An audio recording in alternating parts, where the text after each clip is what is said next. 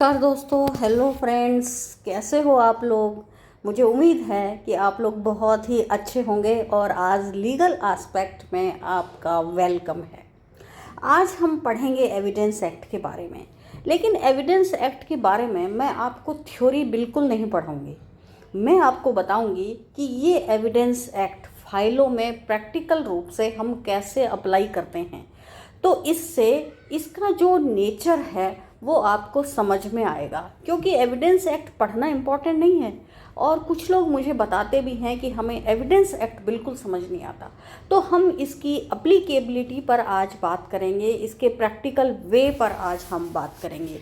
तो आइए देखिए मोटे तौर पर हम किस किस तरह कोर्ट में एविडेंस को लेते हैं, एविडेंस को पेश करते हैं। देखिए, जैसे कोई चोरी का केस है, ठीक है, तो चोरी के केस में क्या क्या चीज़ें चोरी जा सकती हैं। जैसे कई बार जो केस आता है, लोग मोटरसाइकिल चोरी कर लेते हैं, गाड़ी, और गाड़ी में भी बोलेरो गाड़ियाँ बहुत चोरी होती हैं। कई बार तो ट्रक चोरी कर ले जाते हैं, जेवरात चोरी हो जाते हैं। एक बार मेरे एक पियोन ने बताया कि उसका बकरा है ना, लोग चोरी करके ले गए। तो उसने कहा कि मैडम ढूंढवाओ।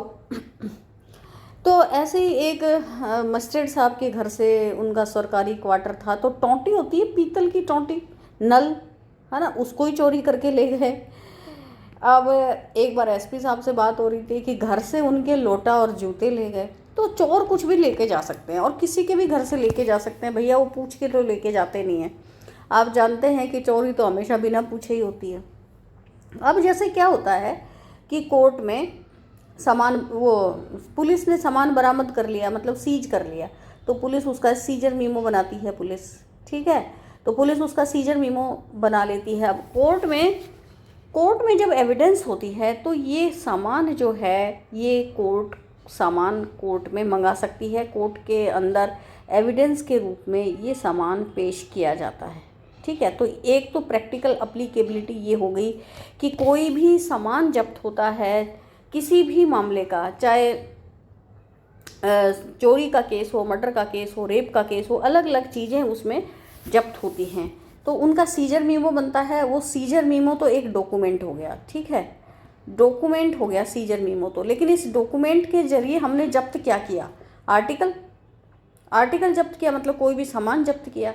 तो सामान तो अलग बच गया हमारे पास, उसको हमने थाने में जमा करा देते हैं। वो थाने का एक माल खाना होता है, उसमें उसकी एंट्री हो जाती है थाने के माल खाना रजिस्टर में, ठीक है। और फिर माल खाना रजिस्टर में उसकी एंट्री हो जाती है। फिर सामान को रखते कहाँ हैं, एक रूम बना होता है, उसको मालखाना रूम बोलते हैं, ठीक है।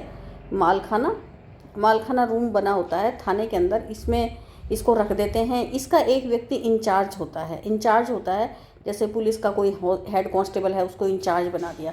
तो इस मालखाने की चाबी इस हेड कांस्टेबल के पास रहती है। तो ये जो है वो बिल्कुल सुरक्षित हालात में, क्योंकि बहुत सारे माल कोर्ट में ऐसे होते हैं जो सील्ड हालात में आने चाहिए, ठीक है ना, उनकी सील जो है वो सुरक्षित रहनी चाहिए, बाकायदा सील कोर्ट में चेक होती है। तो वो इसलिए ये कई सारी चीज़ें कोर्ट में हो गई, है ना। सीजर मीमो हो गया, तो सीजर मीमो तो डॉक्यूमेंट हो गया। सीजर मीमो के जरिए जो सामान जब्त हुआ वो आर्टिकल हो गया, उसको पुलिस जब्त करके थाने में ले जाती है। थाने के मालखाना रजिस्टर में उसका इंदराज होता है, मतलब उसकी एंट्री होती है, उसमें बाकायदा लिखा जाता है कि कितना माल आया था, क्या, कौन लेकर आया, कौन से केस में सीज हुआ है, उस सारे की पूरे की एंट्री होती है और उनके साइन होते हैं।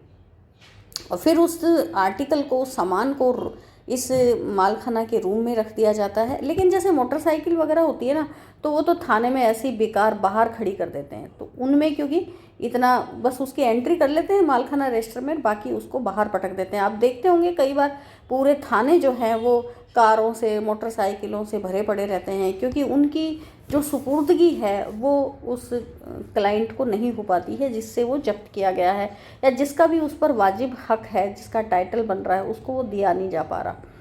तो जो भी कारण हो, अब ये जो हमने सामान जब्त किया है, इसका बाकायदा आइडेंटिफिकेशन होता है ना। तो आइडेंटिफाई करने के इसमें डॉक्यूमेंट लगते हैं। तो आइडेंटिफाई किससे करवाते हैं, विक्टिम से करवाते हैं, या कोई गवाह ऐसा जो उस सामान से परिचित हो तो उससे करवा लेते हैं। अब जैसे पोक्सो केसेज हैं और पोक्सो केसेस के अलावा दूसरे जो रेप केसेज हैं जो सेक्शन 376 आईपीसी के तहत आते हैं, तो इसमें क्या क्या सीज किया जाता है, लड़की है, विक्टिम है और अक्यूज्ड के कपड़े, क्लॉथिंग जो है, किसी भी अपराध में इस तरह के जो अपराध होते हैं उसमें क्लॉथिंग सीज की जा सकती है। लड़की का सलाइवा, अक्यूज्ड का सलाइवा लेते हैं। सलाइवा क्या होता है, जो मुंह से लार जो होती है उसको सलाइवा बोलते हैं ना, उसका सैंपल लेते हैं। आपको याद होगा ना, कोरोना में भी मुंह से सैंपल लिया जाता था, मुंह के अंदर वो एक लेके आता था डंडी, ऐसे ही डंडी सी लगी आता था, उस पर रुई लगी रहती थी, वो आपके पूरे मुंह में घुमा के और फिर उसको एक डब्बी में बंद करके लेके चला जाता था। तो ऐसे ही पुलिस में इस सलाइवा का सैंपल डॉक्टर के द्वारा लेकर और उसको सील बंद करके और पुलिस को सुपुर्द कर दिया जाता है। किसका लेते हैं ये सलाइवा? अक्यूज्ड का भी ले सकते हैं, अक्यूज्ड का भी ले सकते हैं या विक्टिम का भी ले सकते हैं। ठीक है। ब्लड देते हैं, उनकी जो ब्लड की प्लेट्स होती हैं, है ना, इसके लिए डीएनए तैयार किया जाता है उनमें। तो ये डीएनए स्लाइड्स बनाते हैं, तो उस पर स्लाइड्स पर ऐसे कांच की कुछ स्लाइड्स होती हैं बाकायदा, है ना, उस पर ये ऐसे ब्लड घिस लेते हैं। हम लोग जैसे साइंस में थे ना, तो ऐसे हम लोग ये ऐसी पट्टिकाओं पर, छोटी छोटी कांच की पट्टिकाओं पर वो लेते रहते थे सैंपल। अब जैसे मर्डर केस में है, वेपन बरामद हो जाता है, हथियार। तो हथियार इसमें जैसे मर्डर में तो बहुत तरह के हथियार लोग काम में लेते हैं। किसी में ये लाठी जो है, लाठी काम में लेते हैं। किसी में एक बार एक मर्डर का केस आया तो बेसबॉल का बैट, एक तो रोड, जो लोहे की रोड होती है ना, उससे और बेसबॉल के सरिये से उन लोगों ने विक्टिम को मारा था। गंडासा होता है इस टाइप का, जैसे ये ऐसे इस टाइप का होता है, तो यहाँ से ये धारदार होता है, गंडासा होता है, खुरपी होती है, तलवार, भाले, बर्छियाँ, ये सारे जो है ये मर्डर में काम आने वाले वेपन्स हैं। तो इनकी सीजर हो जाती है। और फिर जो ब्लड स्टेन्ड क्लॉथ्स हैं, इनकी सीजर हो सकती है। तो ये सारे के सारे आर्टिकल्स हैं, ठीक है ना। तो ये इनका सीज इनको किया जाता है। तो एक जो तरह की एविडेंस हो गई कोर्ट में जो पेश होती है, एक तो ये आर्टिकल्स की एविडेंस हो गई, है ना, ये आर्टिकल्स की एविडेंस हो गई। अब दूसरी एविडेंस क्या आती है? ओरल एविडेंस आती है। ओरल एविडेंस से क्या मतलब होता है? गवाह आते हैं कोर्ट में, विटनेस, ठीक है ना। ये विटनेस कोर्ट में आते हैं। अब ये कोर्ट में आएंगे, कोर्ट में स्टेटमेंट देंगे, तो ये तो ओरल बोलेंगे, ये तो क्या करेंगे, बोलेंगे उसको, ठीक है ना। एडवोकेट पूछेंगे, सवाल पूछेंगे, ये जवाब देगा उसका, और फिर कोर्ट में उसको लिखा जाएगा। कोर्ट में कौन लिखेगा? एलडीसी हो सकते हैं, जो हमारे क्लर्क हैं वो लिख सकते हैं, कमिश्नर्स, कई बार सिविल में हम कमिश्नर्स से बयान लिखवाते हैं तो कमिश्नर्स होते हैं। किनको अपॉइंट किया जा सकता है? किसी वकील को अपॉइंट कर सकते हैं, है ना। इनके नाम आते हैं हमारे पास और फिर इनको अपॉइंट कर लिया जाता है। तो ये भी लिख सकते हैं बयान। अब जब लिखते हैं तो आप जानते हैं कि इसमें एक तो चीफ एग्जामिनेशन होता है, एक क्रॉस होता है और एक री एग्जामिनेशन होता है। 3 स्टेज उस एग्जामिनेशन के होते हैं। चीफ एग्जामिनेशन का मतलब होता है पहला पक्ष, जो व्यक्ति जिसके फेवर में ये व्यक्ति गवाही देने के लिए आया है, वो पहला पक्ष उसका चीफ एग्जामिनेशन कराता है, जिसमें वो अपने पक्ष की वो सारी बातें उससे लिखाता जाता है। तो जैसे प्लेंटिफ लेके आया गवाह को, तो प्लेंटिफ उसका चीफ एग्जामिनेशन कराएगा। और दूसरी जो पार्टी है, जो विपक्ष है, अपोनेंट है, वो क्रॉस एग्जामिनेशन करेगा। तो अगर सिविल मामला है, प्लेंटिफ एविडेंस लेके आया है, अपने गवाह का चीफ एग्जामिनेशन करवाता है, तो डिफेंडेंट जो है, डिफेंडेंट का काउंसिल वो उससे क्रॉस एग्जामिनेशन करता है। अगर डिफेंडेंट गवाह लेके आया है डिफेंस में, तो वो अपने गवाह की चीफ एग्जामिनेशन कराएगा और उससे क्रॉस कौन करेगा? प्लेंटिफ का काउंसिल, प्लेंटिफ काउंसिल करेगा।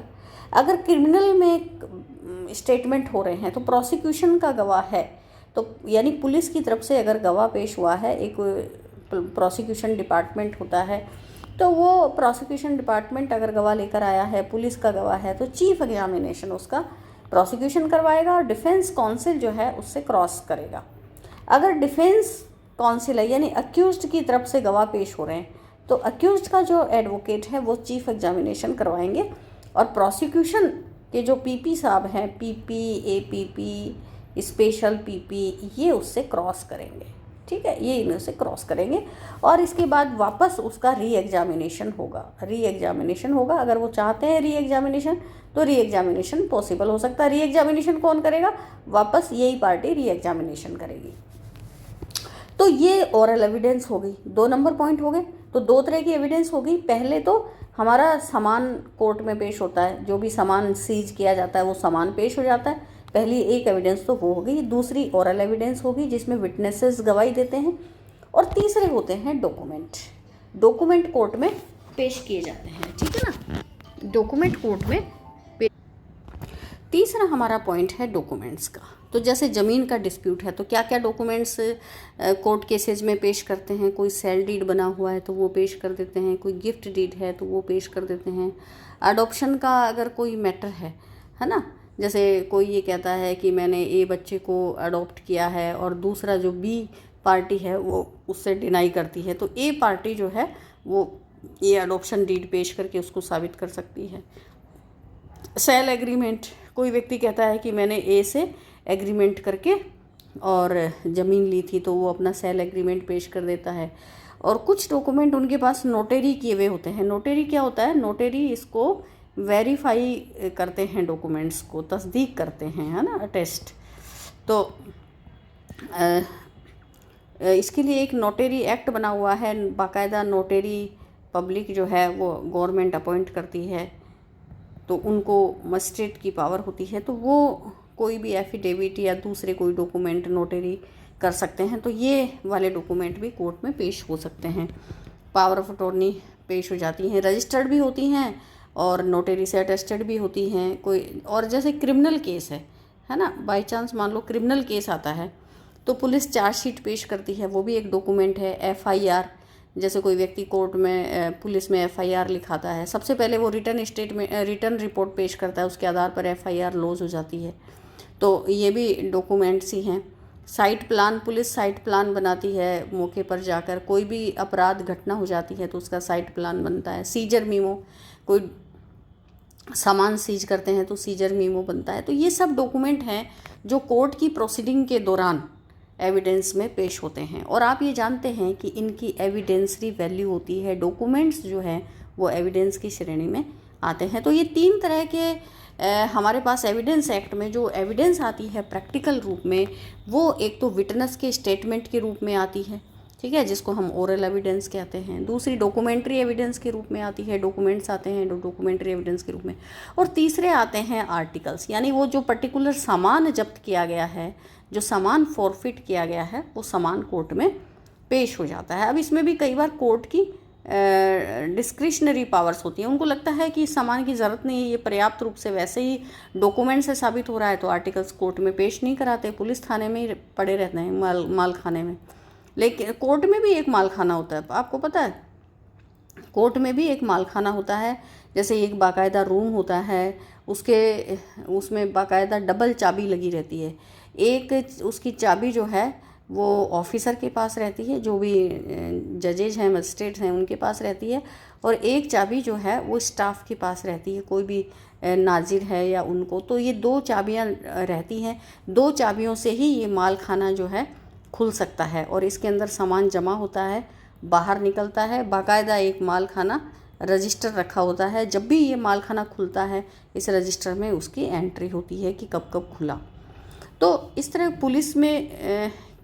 पुलिस थाने में भी एक मालखाना रूम होता है और कोर्ट के अंदर भी मालखाना रूम होता है। तो जब पुलिस को कोई मालखाना उनको लगता है कि नहीं इसको कोर्ट में जमा करा देना चाहिए, तो वो कोर्ट में एप्लीकेशन लगाकर और मालखाना कोर्ट में जमा करा सकते हैं। अगर कोर्ट के ऑफिसर जो पीओ साहब हैं, जज साहब हैं, वो उस एप्लीकेशन को अगर परमिट करते हैं तो वो मालखाना कोर्ट के मालखाना में आ जाता है। तो इस तरह 3 बातें हमारे पास, ये 3 एविडेंस हो गई। अब जैसे ओरल एविडेंस है, इसके बारे में लॉ क्या कहता है, जो एविडेंस एक्ट है वो क्या कहता है, एक बार हम उसको समझ लेते हैं। ये तीनों तरह की जो एविडेंस हमारे पास आई है, और ये जो सेक्शन 60 है ये कहता है कि डायरेक्ट हमारे पास एविडेंस होनी चाहिए, यानी कोर्ट में जो एविडेंस हम पेश करेंगे वो बिल्कुल डायरेक्ट पेश करेंगे। अब डायरेक्ट एविडेंस क्या होती है, इनडायरेक्ट एविडेंस क्या होती है, ये अभी हम समझेंगे। पहले हम ये समझ लेते हैं कि ये सेक्शन 60 क्या कह रहा है। तो ये सेक्शन 60 ये कह रहा है कि oral evidence must in all cases what ever be direct.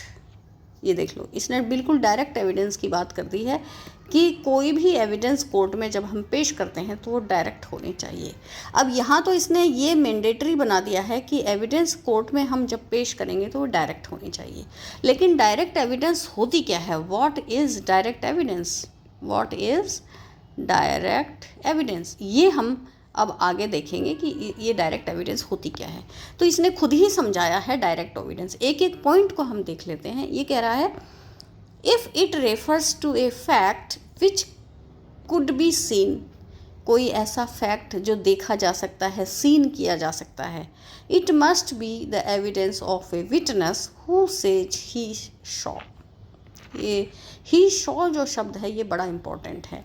यानी ये जो एविडेंस है, पहली किस्म की जो एविडेंस है वो आई विटनेस से रिलेटेड है। आई विटनेस कौन होता है? जिसने आंखों से घटना देखी है। आई, ये पहले इस पॉइंट में आई शब्द दिया हुआ है कि अगर कोई चीज़ देखी जा सकती है, कोई घटना होते हुए देखी जा सकती है, कोई ऐसा फैक्ट है जिसको देखा जा सकता है, जो if it refers to a fact which could be seen, एक ऐसे फैक्ट के बारे में हम एविडेंस दे रहे हैं जो देखा जा सकता है, विच कुड बी सीन, तो उसके बारे में जो एविडेंस है वही व्यक्ति देगा जिसने उसको देखा हो। He saw it must be the evidence of a witness who says he saw, जिसने भी देखा है उस घटना को वही व्यक्ति उसको एविडेंस देगा। इसको हम कहेंगे डायरेक्ट एविडेंस।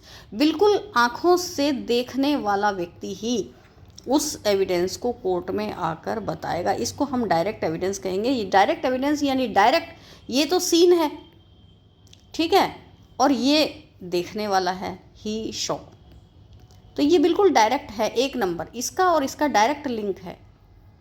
तो ये जो है आई विटनेस की बात हो गई। अब दूसरा जो पॉइंट है वो ये कह रहा है if it refers to a fact which could be heard. अब ये ईयर से रिलेटेड है ना, ईयर लिसनिंग से रिलेटेड है। अब कौन ईयर वाली एविडेंस कौन दे सकता है?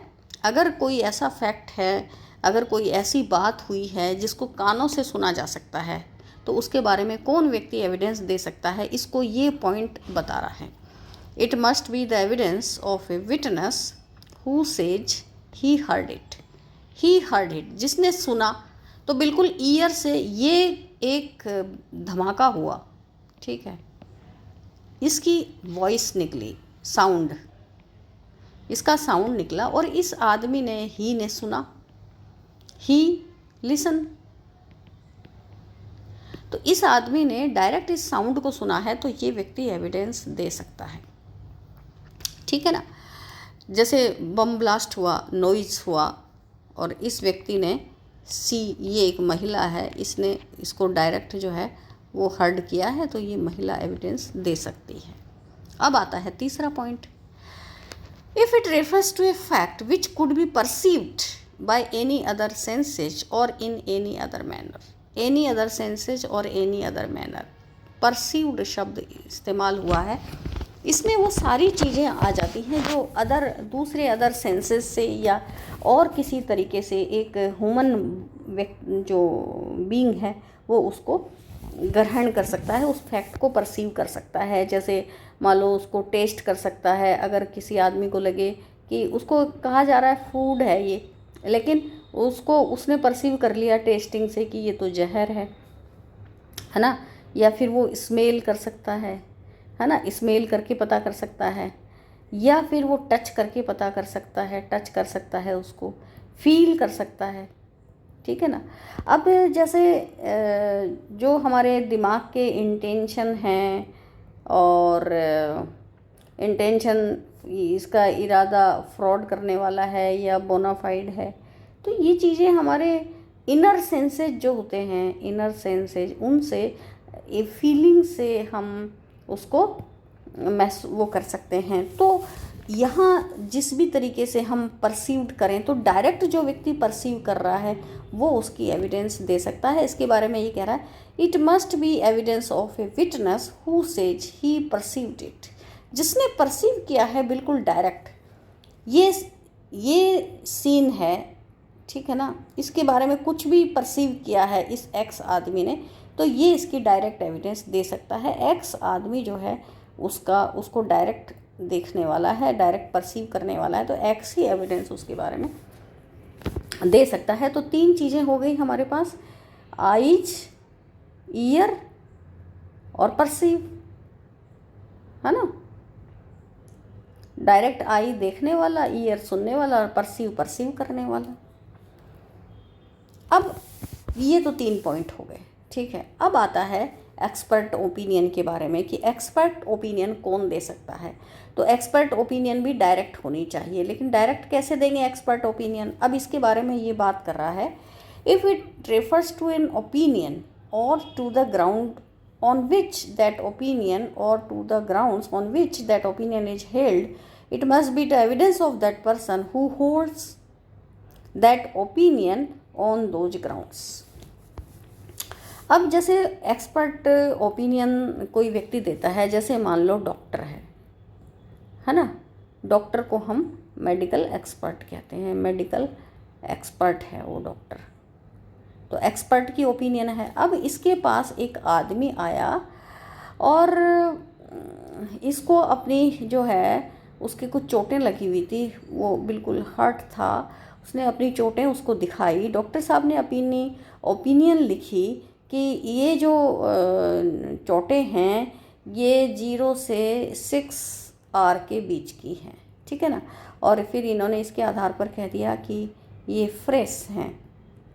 देखिए, जैसे अगर कोई किसी को हर्ट लगती है तो चोट फ्रेश है, या फिर फ्रेश 0 से 12 घंटे के बीच की अगर है तो ये फ्रेश कहलाती है। लेकिन अगर मान लो 2 दिन पुरानी है, 2 दिन पुरानी है, 4 दिन पुरानी है, 4 दिन, 6 दिन, तो ये सब फिर पुरानी चोट हो जाती हैं।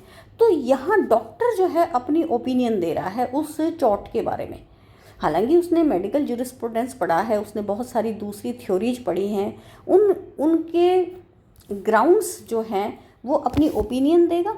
और ओपिनियन के ग्राउंड क्या हैं, जैसे उसने अपनी ओपिनियन दे दी कि इस आदमी को जो चोट है वो फ्रेश चोट है, ठीक है, लेकिन ग्राउंड क्या है ओपिनियन का। कोर्ट ये पूछेगी, कई बार कोर्ट ओपिनियन पर भरोसा नहीं करती डायरेक्ट, वो कहती है अपने ग्राउंड बताओ।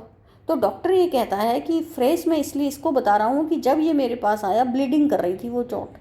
तो आप जानते हैं कि अगर किसी आदमी का बिल्कुल ताज़ा घाव है, फ्रेश घाव है, उसमें से खून निकल रहा है, तो निश्चित रूप से वो ब्लीडिंग तो ताज़ा घाव में से ही होती है, अदरवाइज़ तो वो रुक जाती।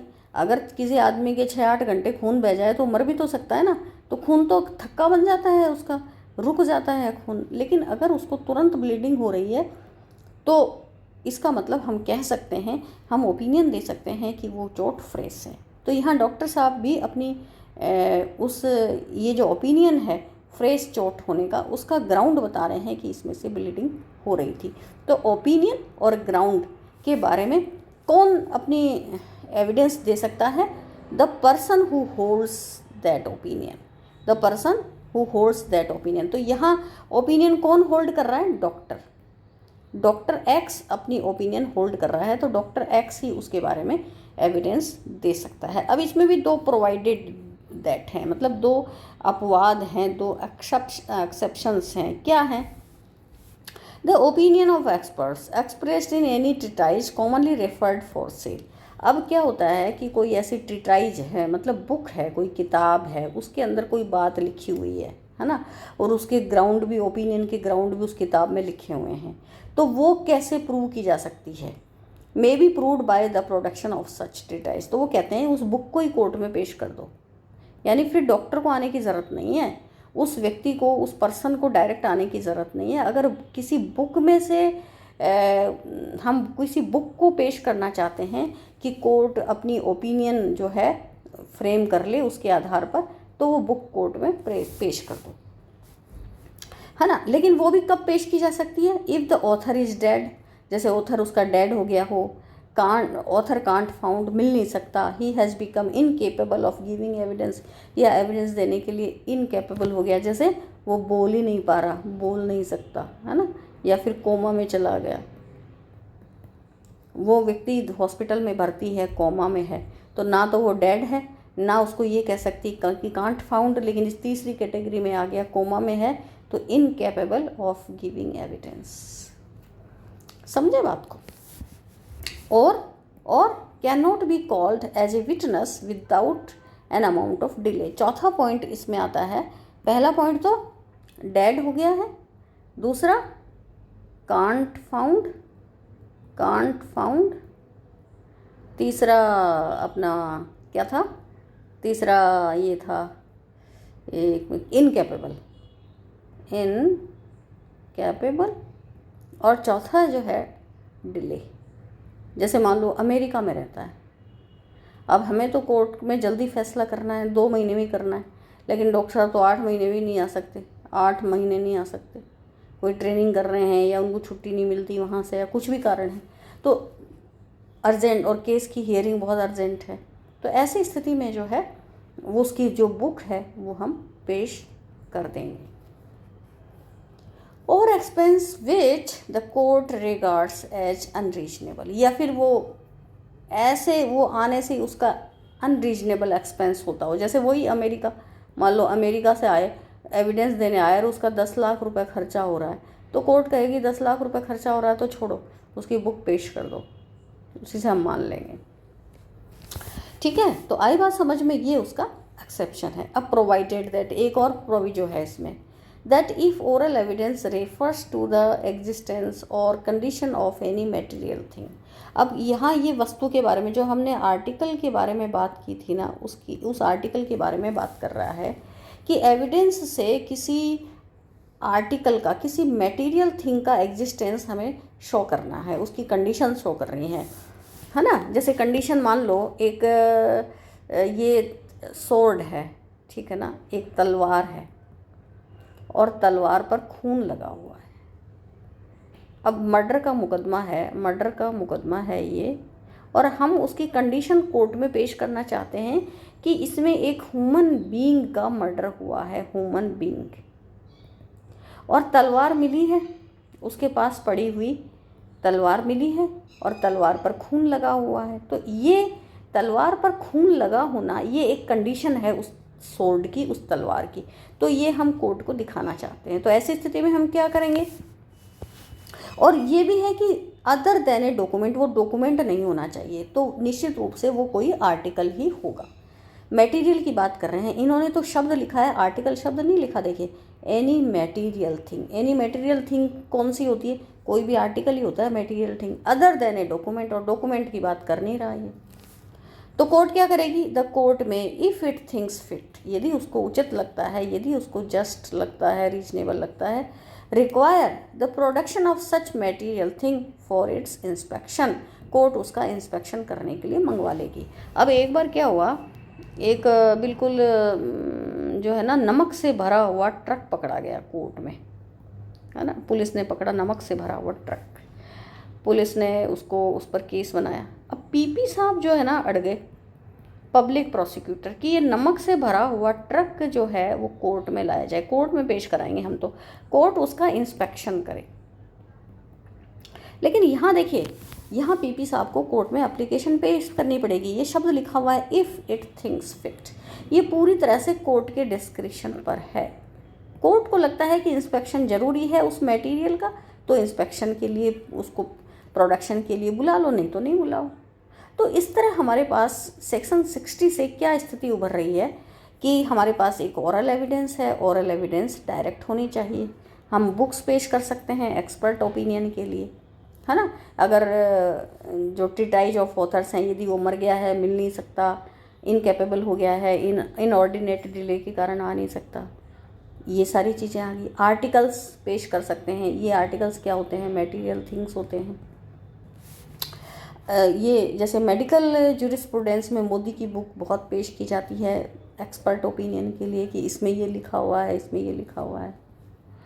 तो इस तरह हमें डायरेक्ट एविडेंस ही कोर्ट में पेश करनी है, हम नॉट हेयर से एविडेंस पेश नहीं कर सकते। अब मैं एक एग्जांपल से बताती हूँ आपको। जैसे एक आदमी है, इसके ये कान से सुन सकता है, तो अगर इसने हियर किया है तो ये एविडेंस दे सकता है। इसके सेंसेज हैं, किसी भी सेंस से ये उस को परसीव करता है तो उसको कर सकता है, टच करके परसीव करता है तो ये डायरेक्ट एविडेंस हो गई, फील कर सकता है उसको, या फिर शॉ देखा हो उसने, तो ये आदमी जो है ये डायरेक्ट एविडेंस दे सकता है, उसने इतने सारे काम किए। ये अलग अलग आदमी भी हो सकते हैं, एक आदमी भी हो सकता है। अब ये ए जो है ये बी को ये सारी बातें बताता है कि देखो मैंने उस आदमी का मर्डर होते हुए देखा है, मैंने ये देखा है कि ए ने बी का मर्डर किया है, ये मैंने देखा है। लेकिन ये बात ए कोर्ट में आकर नहीं बताता, उसने क्या किया, बी को बताया, और बी कोर्ट में एविडेंस देने आ रहा है। एक तो ये बात हो गई। दूसरी क्या हो सकती है कि ए ने बी को बताया और बी ने सी को बता दिया। अब सी को हम कोर्ट में बुलाना चाह रहे हैं, तो ये भी हेयरसे की कैटेगरी में आ गया। अब मान लो सी भी नहीं आता, बी ने, कई बार ऐसा भी होता है चेन बनती है, बी ने सी को बताया और सी ने डी को बताया, अब डी कोर्ट में आ रहा है और कह रहा है कि जो है ए ने बी का मर्डर किया था। अरे भाई तेरे को कैसे पता? वो कहेगा मेरे को सी ने बताया था, तो सी तो कोर्ट में आया ही नहीं। फिर उससे क्रॉस में क्वेश्चन पूछेंगे कि सी को किसने बताया, तो कहता है बी ने बताया था। फिर उससे क्वेश्चन पूछा कि बी को किसने बताया, तो कहता है ए ने बताया था। तो अब आप ये देखो चैन देखो कहाँ से ए ने बी को बताया, बी ने सी को बताया, सी जो है सी ने डी को बताया, डी कोर्ट में आ रहा है। तो पता नहीं ये बात का तो पतंगड़ बना देगा। मिसकम्युनिकेशन पर मैं एक आपको कहानी सुनाना चाहती हूँ कि एक बार क्या हुआ कि मैं एक ट्रेनिंग में थी, ठीक है, तो हम लोगों के 4 ग्रुप बनाए और हमारा जो ग्रुप था वो बी नंबर का ग्रुप था। तो बी नंबर ग्रुप को और बाहर बिठा दिया, कमरे के बाहर, कि तुम लोग कमरे के बाहर बैठो। और उस क्लास में जो हमारे टीचर थे उन्होंने क्या करा, ए जो ग्रुप था 20 जनों का, उनको एक स्टोरी सुनाई। जब उनको स्टोरी सुना दी तो उनका जो लीडर था उनको ये कहा कि तुम अब बी ग्रुप को बुलाओ और उनको स्टोरी सुनाओ। तो बी ग्रुप में मैं भी थी, स्टोरी सुनाई। तो मुझे नहीं पता था कि मेरा वापस स्टोरी को सुनाने में नंबर आने वाला है, तो मैं उस स्टोरी को सुन रही थी लेकिन मैंने ज़्यादा ध्यान नहीं दिया। जब वो स्टोरी पूरी हो गई तो टीचर ने मुझे कहा कि अब ना तुम स्टोरी सुनाओ। अब मैंने आधी अधूरी स्टोरी सुनी, तो मैंने सुनाना शुरू किया कि एक जेल में 2 शेर रहते थे, एक जेल में 2 शेर रहते थे। और जो ही मैंने ये बोला कि एक जेल में 2 शेर रहते थे, पूरी क्लास जोर जोर से हंस पड़ी। तो मैंने पूछा क्यों, क्या हुआ? बोले जेल में, बाद में जब मैंने पूरी स्टोरी सुना दी, आधी मेरी तरफ से बनाई, आधी उन्होंने जो सुनाई थी, आधी जो मैंने सुनी वो सुना दी मैंने पूरी। तो बाद में जब टीचर ने एक्सप्लेन किया तो उन्होंने बताया कि भाई जेल के अंदर शेर नहीं थे, शेर तो जंगल में रहते हैं, और यही स्टोरी में सुनाया गया था कि जंगल में शेर रहते हैं, लेकिन तुमने ध्यान से सुना ही नहीं। तो मॉरल ऑफ द स्टोरी क्या है कि ऐसे ही एक व्यक्ति आधी अधूरी बात सुनता है एक व्यक्ति की, है ना। ए व्यक्ति कुछ बताएगा, अब इसमें से ये आधी तो इसकी जोड़ लेगा ए की, और आधे इसके खुद के जो सेंस हैं वो स्टोरी क्रिएट कर लेंगे, और ये बी को वो कुछ मैनिपुलेट करके बताएगा। फिर उस स्टोरी में सी का भी वर्जन जुड़ जाएगा तो वो डी को बताएगा, और फिर डी का भी जुड़ जाएगा तो फिर वो कोर्ट को बताएगा। तो ऐसे करके 4 लोगों के वर्जन जुड़कर कोर्ट में आएंगे, तो वो स्टोरी जो है वो लीक से हट जाएगी। फिर जैसे मेरे साथ हुआ ना कि जंगल में शेर रहते थे 2, और मैंने कहा जेल में 2 शेर रहते थे, तो मैंने स्टोरी को कितना ट्विस्ट कर दिया क्योंकि मैंने ध्यान से सुनी नहीं थी वो। तो ऐसे हो जाता है। इसलिए कोर्ट जो है वो डायरेक्ट एविडेंस लेना चाहती है कि भैया जिस आदमी के साथ हुआ है ना, ये जिस आदमी ने देखा है खुद या जिसके साथ हुआ है वही कोर्ट में आकर बताए, ताकि हमको ये नमक मिर्ची लगी हुई बातें नहीं पता चलें। अब जैसे मैं 498A के बारे में आपको बताऊं कि केस ऑफ ये क्रूअल्टी होता है टू वाइफ को, है ना, वाइफ को कोई क्रूअल्टी करता है तो 498A में आता है। जैसे इसमें क्या होता है, जैसे एक विक्टिम होती है लड़की, अब वो ससुराल जाती है, ससुराल में उसका पति होता है, सास ससुर होते हैं, ननद देवर होते हैं, जेठ जेठानी होते हैं, है ना। अब ये सब लोग क्या करते हैं, इस विक्टिम गर्ल के साथ लड़ाई झगड़ा करते हैं, इसके साथ मारपीट करते हैं। अब ये यहाँ ससुराल में रहती हुई क्या करती है, अपनी माँ को फ़ोन करती है, बातें बताती है कि उसके साथ आज मारपीट हुई। फिर वो फादर से मिलने जाती है, मीटिंग करती है, फादर को बताती है कि उसके साथ ऐसा ऐसा होता है, फ्रेंड्स को बताती है, ब्रदर को बताती है,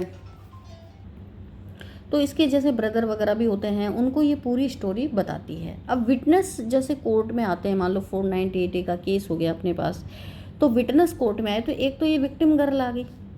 अब मदर को दूसरा विटनेस बनाया, फादर को बनाया, फ्रेंड्स, ब्रदर, सिस्टर, ये सब बने।